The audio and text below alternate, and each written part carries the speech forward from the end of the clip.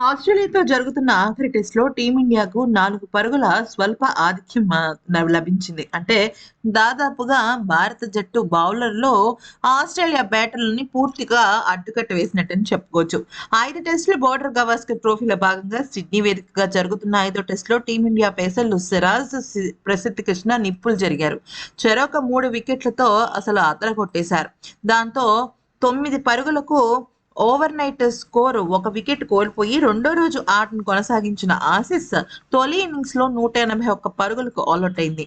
Blue Webster half సెంచరీతో రాణించగా Steve Smith 33 పరుగుల కీలక ఇన్నింగ్స్ ఆడాడు.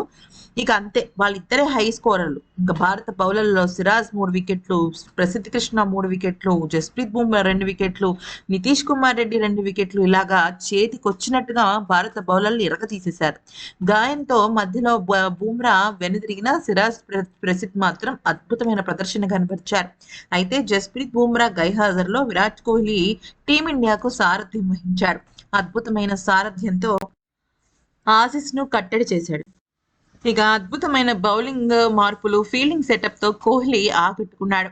అద్భుతమైన సారథ్యంతో ఆసీస్‌ను కట్టడి చేశాడు. రెండో రోజు ఆట ఆరంభంలోనే మార్నస్ లబుషేన్‌ను బుమ్రా కీపర్ క్యాచ్‌గా పెవిలియన్‌కు చేర్చాడు. ఫీల్డ్ ఎంపైర్ నాట్అవుట్ అవ్వగా భారత్ రివ్యూ సహాయంతో వికెట్ సాధించింది. క్రీజ్‌లోకి వచ్చిన స్మిత్ తో కలిసి దూకుడుగా ఆడాడు. అయితే సిరాజ్ ఒకే ఓవర్‌లో 2 వికెట్లు తీసి ఆసీస్‌ను దెబ్బకొట్టి భారత్‌కు మంచి మలుపునిచ్చాడు. 12వ ఓవర్ రెండో బంతికి శామ్ ను స్లిప్ క్యాచ్‌గా పెవిలియన్‌కు చేర్చిన సిరాజ్ 5వ బంతికి డేంజరస్ ట్రేవిస్ హెడ్‌ను స్లిప్ క్యాచ్‌తోనే బోల్తా కొట్టించాడు. అయితే అప్పటికి కోన్స్టాన్స్ 23 పరుగులు చేశాడు.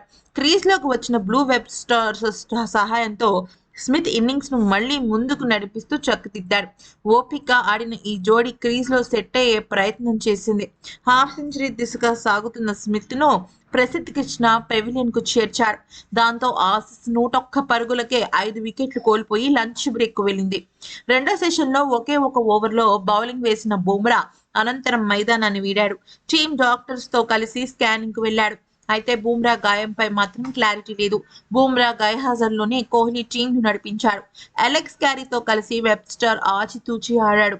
అయితే అలెక్స్ క్యారీని ప్రసిద్ధ్ కృష్ణ అద్భుతమైన స్పెల్‌తో క్లీన్ బౌల్ చేసి పడేశాడు. కెప్టెన్ పాట్ కమిన్స్ కాసేపు ఆడగా అతన్ని నితీష్ రెడ్డి అవుట్ చేశాడు. మరొక వైపు వెబ్స్టర్ 92 బంతుల్లో హాఫ్ సెంచరీ పూర్తి చేసుకోగా మిచెల్ స్టార్క్‌ను నితీష్ అవుట్ చేయగా వెబ్స్టర్‌ను ప్రసిద్ధ్ పెవిలియన్‌కు చేర్చాడు. స్కాట్ బోలాండ్‌ను సిరాజ్ స్టన్నింగ్ డెలివరీతో క్లీన్ బౌల్ చేయడంతో ఆసీస్ తొలి ఇన్నింగ్స్‌కు తెరపడింది. ఇక అంతకు మునుపు భారత్ తొలి ఇన్నింగ్స్‌లో 185 పరుగులు చేసిన విషయం తెలిసిందే.